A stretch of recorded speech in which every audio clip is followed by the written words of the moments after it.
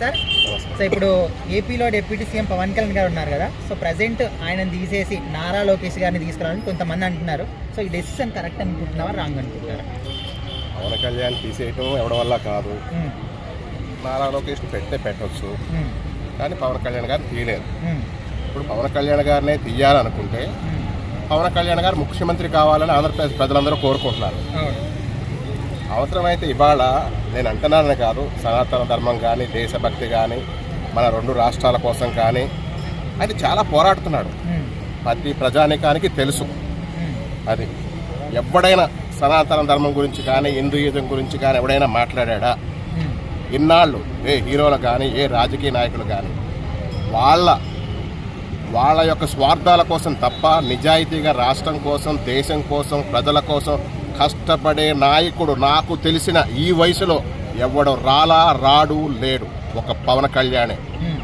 అది అదే ఈ డిప్యూటీ సీఎం హోదాకి నారా లోకేష్ ఎలిజిబులా కాదా? నారా లోకేష్కి టంగు లేదని తెలుసు, టంగు కావాలి. అర్థమైందా? కష్టపడే గుణం కావాలి. రాజకీయాలు కాదు కావాల్సింది, ప్రజాసేవ కావాలి. ఇప్పుడు ఆయన వచ్చాడంటే ఇక్కడ 100 కోట్లు 150 కోట్లు ఆయన సినిమాకి ఇస్తారు. అట్లాంటివి కూడా వదులుకుని ఇవాళ రోడ్లు వేస్తున్నారు. అక్కడ ప్రతి సమస్య రోడ్డు మీద వెళ్తుంటే ఎట్లాంటి పేదవాళ్ళైనా సరే ఎవరైనా కారు ఆపితే ఆగి ఆ సమస్యకు సంబంధించిన పారాలు తీసుకుని వెంటనే ఎవడైనా ఉన్నాడు అనకూడదు, కానీ ఏ రాజకీయ బూతులు కూడా వస్తున్నాయి. అట్లాంటి రాజకీయ నాయకుడు కాదు ఆయన. ఇన్నాళ్ళ నుంచో విప్లవభావాలతో పుట్టాడు, దేశభక్తితో ప్రజాసేవ చేయాలని ప్రజల కోసం వచ్చిన ఏకైక నాయకుడు. అది మీకు తెలుసు, మీకు కూడా మీ అందరికీ కూడా తెలుసు. మీడియాకి దయచేసి ఆయన గురించి చెప్పండి, చెయ్యండి. మన రాష్ట్రాన్ని మన దేశాన్ని కూడా కాపాడుకుందాం. అది నేను ప్రత్యేకించి కోరుకుంటున్నాను. ఈ మాట వేరే ప్రతిపక్షంలో ఉన్న వాళ్ళు కాదు, టీడీపీలో ఉన్న వాళ్ళే అంటున్నారు. సో ఈ ఇష్యూ వల్ల ఏమైనా చీలికలు వచ్చే అవకాశం ఉందా పార్టీల మధ్యలో? వాళ్ళు ఉంటారండి, చెంచాగాళ్ళు ఉంటారు. అర్థమైందా? అది ఎలాగంటే మేరుబాణిగాళ్ళు ఉంటారు. ఏదో డప్పు కొట్టుకోవాలి కదా, వాళ్ళ పదవులు వాళ్ళు ఇది అయ్యో కాపాడుకోవడం కోసం ఏదో వ్యవహారాలు చేస్తూ ఉంటాడు. నిన్నటి దాకా వర్మగాడు, రియల్గా వర్మగాడు లేకుండానే ఆయన అక్కడ గెలిచేవాడు. ఆడ ఒక పుల్ల పెడతాడు, ఆ శ్రీనివాసరెడ్డి గారు ఏదో ఒక పుల్ల పెడతాడు. ఇంకా ఇదిగో ఏబిఎన్ ఆంధ్రజ్యోతి అనగోడి రాధాకృష్ణ. ఒరే మీ పార్టీని కాపాడుకుంటారా, కూటమిని కాపాడుకుంటారా? దయచేసి ఇలా పుల్లలు పెట్టి పవన్ కళ్యాణ్ అట్లాగా, లోకేష్ ఇట్లాగా, చంద్రబాబు నాయుడు అట్లాగా ఇట్లాంటి కెలక్కండి. అర్థమైంది? ఎంతో వెనకబడిపోయింది ఆంధ్ర రాష్ట్రం.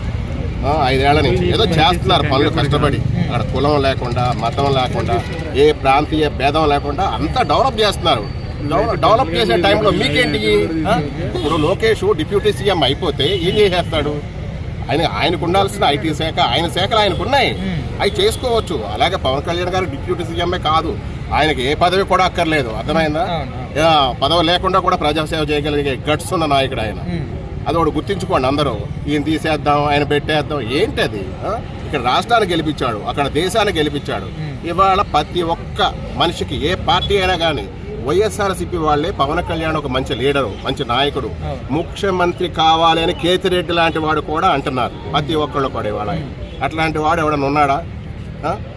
దయచేసి ఆయన గురించి ఎప్పుడు ఏ బ్యాడ్గా అనుకోవద్దు, బ్యాడ్గా చెప్పొద్దు, బ్యాడ్గా చేయొద్దు. ఆయన ప్రత్యేకమైన నాయకుడు, ప్రజా నాయకుడు. ఒక్క మాటలో పవన్ కళ్యాణ్ గురించి ఏం చెప్తారు? ఒక్క మాటలో మీకు చెప్పాలంటే 100కో 1,00,00,000 ఒక దేవుడు లాంటి మనిషి పుడతాడు. అట్లాంటి దేవుడు పుట్టాడు. దయచేసి ఆ దేవుడికి మనందరం సపోర్ట్ ఉండి మన రాష్ట్రాన్ని దేశాన్ని రక్షించుకుందాం, కాపాడుకుందాం అని ప్రత్యేకించి కోరుకుంటున్నాం.